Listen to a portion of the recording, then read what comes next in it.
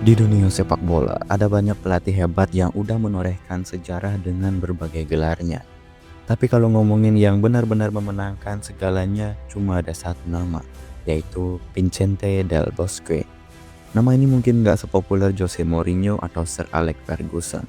Tapi kalau lihat catatan tropinya, dijamin bikin geleng-geleng kepala. Tapi anehnya, dia nggak pernah dapat pengakuan sebesar pelatih-pelatih lain. Bahkan banyak yang nganggap dia membosankan. Katanya dia nggak punya kepribadian yang kuat, nggak kelihatan punya aura seorang pemimpin, dan terlalu kalem. Bayangin, ini bukan omongan sembarangan, tapi keluar langsung dari Florentino Perez, Presiden Real Madrid. Yang ironisnya, justru trofi-trofi yang dimenangkan Del Bosque yang menyelamatkan Perez dari pemecatan. Masalahnya, dalam dunia sepak bola yang penuh dengan sosok berapi-api, Del Bosque lebih memilih pendekatan yang tenang. Ia bukan tipe pelatih yang berteriak-teriak di pinggir lapangan atau melakukan selebrasi liar setiap kali timnya mencetak gol. Gayanya lebih seperti ke seorang pemikir, seseorang yang lebih suka membiarkan hasil di lapangan berbicara ketimbang tampil dramatis di depan kamera. Ini yang bikin banyak orang menganggap dia kurang karismatik dibandingkan pelatih-pelatih lain seperti Mourinho atau Guardiola yang lebih sering terlihat emosional. Padahal, justru ketenangan inilah yang jadi kekuatannya. Di ruang ganti, ia bukan pelatih yang mendikte pemain, melainkan mendengarkan, memahami, dan memastikan semua orang berada dalam suasana yang nyaman untuk tampil maksimal. Kemampuannya menjaga harmoni di tim yang penuh dengan pemain ego tinggi adalah sesuatu yang nggak bisa dianggap remeh. Bisa dibilang dia lebih mirip sosok bapak buat para pemainnya. Seseorang yang dihormati bukan karena suara kerasnya, tapi karena kebijaksanaannya. Dari kecil, Del Bosque memang udah biasa, tenang dan nggak banyak tingkah. Ia sempat main buat Real Madrid B sebelum akhirnya masuk ke tim utama. Tapi karirnya sebagai pemain nggak bisa dibilang luar biasa. Dia bukan bintang, lebih ke pemain cerdas, tahu cara mengontrol permainan dan punya gaya main yang sederhana tapi efektif. Selama 13 tahun di Madrid, dia berhasil memenangkan 5 gelar La Liga dan 4 Copa del Rey. Tapi ceritanya sebagai pelatih jauh lebih menarik. Awalnya dia sempat jadi caretaker Madrid di tahun 1994 dan 1996. Tapi cuma sebentar aja. Lalu tahun 1999 dia akhirnya benar-benar dikasih kepercayaan untuk melatih tim utama. Banyak yang pesimis. Di Madrid, pelatih bukan sekedar soal strategi, tapi juga soal nama besar dan gengsi. Del Bosque nggak punya hal itu. Bahkan banyak yang mengira dia cuma bakal jadi pelatih sementara lagi. Tapi dia ngebuktiin kalau mereka semua salah. Madrid di bawah asuhannya berubah jadi tim yang menakutkan. Salah satu momen kunci adalah di Liga Champions tahun 2000, waktu mereka ketemu Manchester United di perempat final. Setelah hasil imbang 0-0 di leg pertama, Del Bosque bikin keputusan yang sangat berani dengan mengubah formasi menjadi 3 back di leg kedua. Dan hasilnya, Madrid menang 3-2 dan bikin Sir Alex Ferguson pun kaget. Del Bosque kemudian membawa Madrid juara Liga Champions, mengalahkan Valencia di final. Tapi meskipun timnya sukses, di belakang layar ada masalah yang besar. Florentino Perez datang sebagai presiden baru dan punya visi yang berbeda.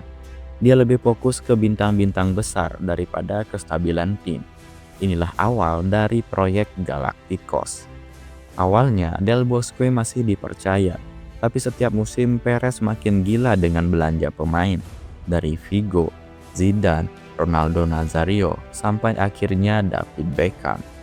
Del Bosque tetap bisa mengontrol tim dan menyesuaikan dengan taktiknya, yang akhirnya membawa Madrid meraih 2 gelar Liga Champions dan 2 gelar La Liga dalam 4 musim. Tapi buat Perez ternyata itu aja nggak cukup. Dia pengen sesuatu yang lebih glamor, lebih mencolok. Yang akhirnya setelah Madrid juara La Liga tahun 2002-2003, Del Bosque akhirnya dipecat.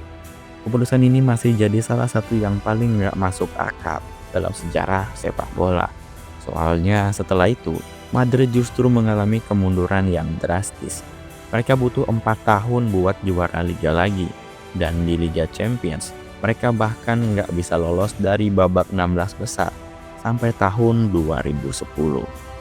Setelah dipecat, Del Bosque sempat melatih Besiktas, tapi cuma sebentar. Dia sempat seperti menghilang dari dunia sepak bola. Tapi di tahun 2008, tim nasional Spanyol datang untuk memanggilnya.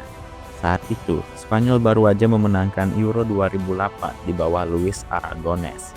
Mereka punya generasi emas yang luar biasa, dari Xavi, Iniesta, Torres, David Villa, hingga Puyol dan Casillas. Tugas Del Bosque bukan membangun tim dari nol, tapi menjaga keharmonisan dan memastikan semua pemain bisa berkontribusi secara maksimal. Tantangan pertamanya datang di Piala Dunia 2010 setelah kalah di laga pembuka lawan Swiss. Tekanan pun langsung menjadi tinggi. Tapi Del Bosque tetap tenang. Salah satu keputusan terpentingnya adalah cara dia menangani Iniesta yang saat itu masih terguncang secara emosional setelah kehilangan sahabatnya. Del Bosque memilih untuk nggak langsung memainkannya di laga berikutnya, memberi dia waktu untuk menenangkan diri. Keputusan ini berbuah manis karena saat kembali ke lapangan, Iniesta tampil sangat luar biasa. Puncaknya tentu saja di final lawan Belanda yang terkenal brutal. Di babak pertama, pemain Spanyol dihajar habis-habisan, tapi Del Bosque tetap tenang.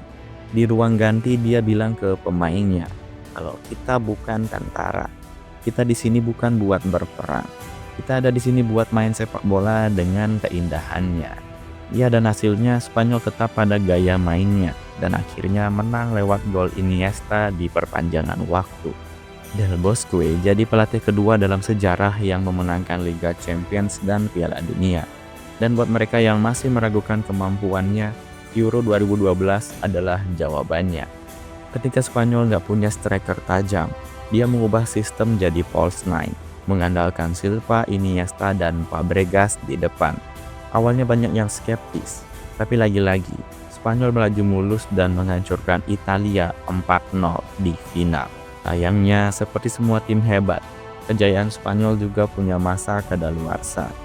Di Piala Dunia 2014, mereka tersingkir di fase grup. Di Euro 2016, mereka gagal di babak 16 besar. Dan setelah itu, Del Bosque memutuskan pensiun dari dunia sepak bola. Pada akhirnya, Del Bosque bukan pelatih yang penuh ekspresi atau gemar mencari perhatian. Bukan seorang jenius taktik yang revolusioner. Dan bukan juga sosok yang suka tampil mencolok. Tapi dia punya sesuatu yang lebih penting, kemampuan membaca karakter pemain dan membangun tim yang solid. Dia bisa mengelola ego para pemain bintang tanpa membuat mereka saling bertabrakan. Itulah kenapa dia sukses besar di Real Madrid dan di Spanyol. Sampai sekarang belum ada pelatih lain yang bisa menyamai pencapaiannya. Juara Liga Champions, juara Piala Dunia, dan Euro. Dan buat semua yang pernah meragukan dia, mungkin mereka harus melihat lagi sejarah dan sadar kalau Del Bosque bukan sekedar pelatih yang membosankan. Dia adalah salah satu yang terbaik yang pernah ada. Oke, mungkin sekian video tentang Vicente Del Bosque. Jika ada yang salah, mohon koreksi di kolom komentar. Dan jika kalian suka, jangan lupa like video ini, subscribe channel ini, dan sampai jumpa di video berikutnya.